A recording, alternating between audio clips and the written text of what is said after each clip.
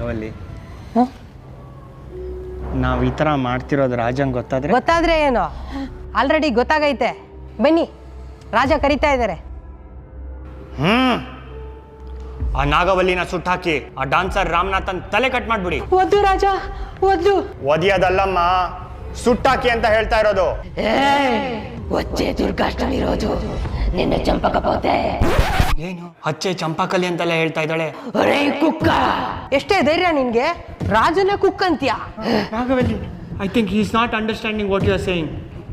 రాజా నన్నను ಬೇಕಾರೆ ఏం ಬೇಕಾರೋ చేయండి, కానీ రామ్నాథ్ను నేను ప్రీతిస్తాను, అవును బిట్బిడండి.